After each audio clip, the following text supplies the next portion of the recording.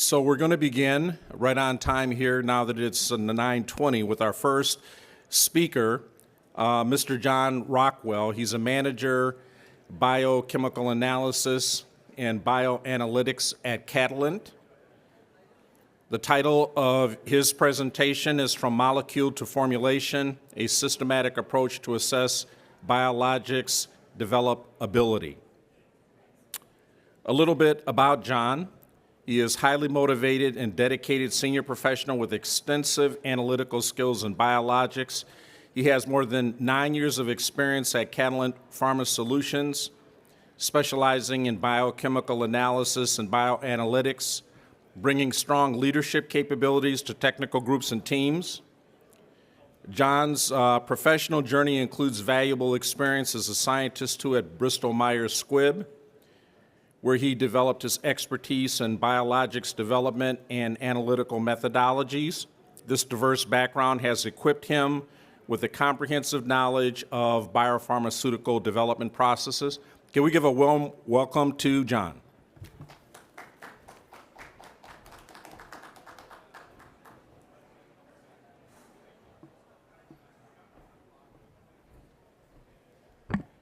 I think marketing may have gotten a hold of my bio. Sounded more like a resume. All right, well, appreciate it. If you didn't get a chance to listen to my Lunch and Learn on Tuesday, this is the posters on the same topic. There's a little bit more data in my poster about specific testing that was performed to support our developability and formulation development decisions. This is a case study. It's, the workflow is the same. It's a paradigm that we use for all of the modalities that move its way through early development into the clinic. The idea is that we're performing a risk assessment of molecules. We're identifying liabilities so that we can create a strategy to deal with any risks or liabilities that we see in our products. So here is, I don't see a clicker up here.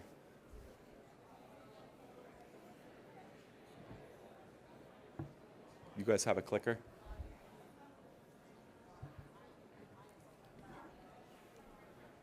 Thank you.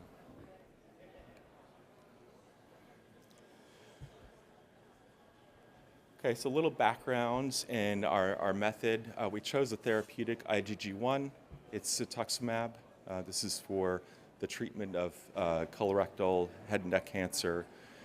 It is, since it's commercially available, we thought it was a good candidate for this evaluation. Part of it was maybe looking at it and seeing if there's potential that we could improve on the formulation. In the clinic, we had it formulated at 10 mg per mil. We generated the material as a biosimilar. The buffer that we put it into at 10 mg per mil is essentially the same formulation that is in the clinic, except it's at 2 mg per mil. It's IV administered, so the concentration doesn't need to be very high. So what we did is, our process was to do our predictive stability, looking at in silico modeling, looking for liabilities. We also did a partially nested factorial design with crossed excipient factors. We looked at 4 different buffer systems, 3 pHs each, and a combination of 4 different excipients for a total of 48 different conditions. We were looking for, again, predictive stability, so we didn't stress the material. We were just simply looking across these different formulations to see if we could get some differentiation. The whole point of the predictive stability is to look for red flags, not necessarily figure out what the best conditions are.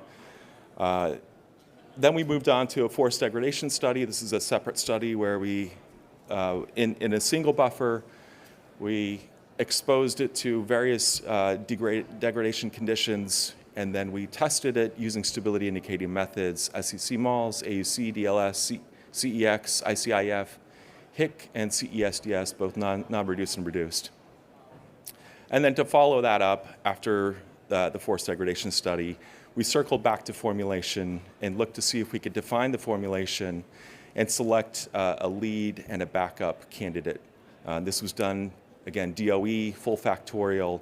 We had 48 different conditions that we evaluated for that. So in silico modeling, as expected, we didn't necessarily see any liabilities. Again, it's a commercial mAb, so our expectation was that it would be stable and there would not be anything about no structures, moieties that would be immunogenic or liabilities to the protein. Here's some results from our predictive stability, relative solubility, melt temperatures using DSF, and we also looked at colloidal stability with DLS. We did 3 different concentrations and then mapped out KDs. What we observed is I know it's a lot of data, but up top, this is why we use heat maps. Up top, there's no excipient, and then all 4 of the buffer systems, 3 different pHs. We noticed, and unsurprisingly, that the lower the pH of the formulation, the better the colloidal stability and relative solubility.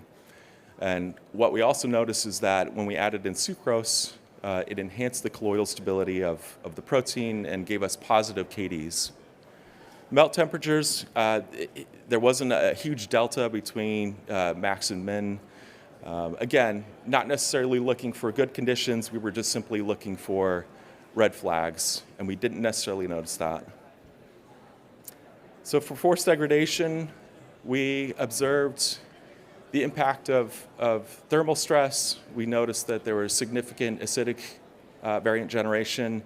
We also noticed aggregation as a result of thermal stress, and that was also seen in DLS, as well as the thermal stress impact on CE-SDS reduced. We noticed some formation of covalent aggregates and some clipping. Moving on to the formulation definition. So this is the 3rd study. This is our full factorial DOE, where we're looking at refined formulation conditions. So before we're looking for red flags, now we're actually looking for the best conditions in refining that data. So the figures all on the left are the raw data, and then the figure 13 on top right of the raw data from each of the tests. We noticed generally that histidine was performing better for most of the characteristics that we were evaluating. And then for figure 14, that's a summary weighted towards aggregation and other characteristics that we thought were important to the protein stability. And the aggregated data in figure 14 led us to select histidine either pH 5.5 or 6.5 with at least 0.05% polysorbate. We noticed that in particular, here's some conclusions that, for the predictive stability, we didn't notice anything, no red flags, kind of as expected. We noticed that sucrose had a positive impact, and phosphate buffer, which is the originator's formulation, especially with sodium chloride, improved colloidal stability and reduced aggregation.